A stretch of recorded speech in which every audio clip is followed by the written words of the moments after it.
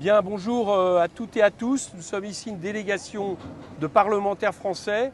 Nous sommes devant le poste frontière qui sépare Rafah, côté égyptien, de Gaza, de Rafah, côté Palestine. Et nous sommes ici venus faire une déclaration solennelle que je vais vous lire en français. Elle sera lue après en anglais et en arabe. Déclaration de la délégation d'élus françaises à Rafah. Nous, parlementaires et élus françaises, sommes venus devant cette frontière avec Gaza pour réclamer un cessez-le-feu immédiat et permanent ici et dans toute la région.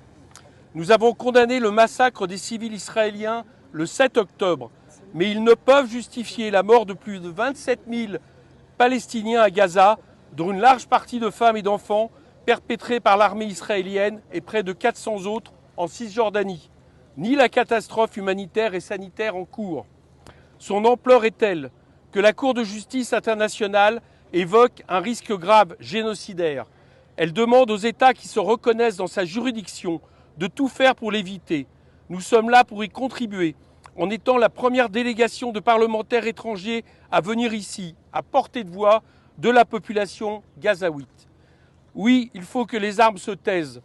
Il faut que les otages israéliens, dont nos compatriotes, soient libérés, tout comme les prisonnières palestiniennes, à commencer par celles et ceux détenus administrativement.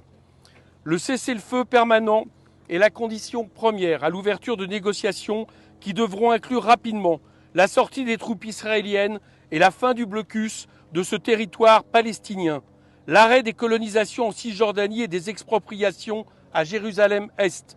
Ces négociations devront s'appuyer sur le droit international et la reconnaissance des droits du peuple palestinien, réaffirmés par plusieurs résolutions de l'ONU.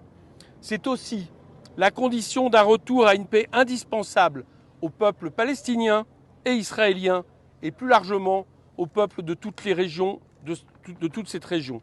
Nous sommes aussi venus à Rafah pour témoigner et apporter notre solidarité à toutes les populations civiles. Nous venons à la rencontre des associations humanitaires qui œuvrent ici auprès des réfugiés et des blessés. Nous avons également apporté notre soutien à l'UNRWA dans son indispensable mission humanitaire. Nous sommes venus ici ce 4 février 2024 en amis de tous les peuples, en partisans de la paix et du droit international.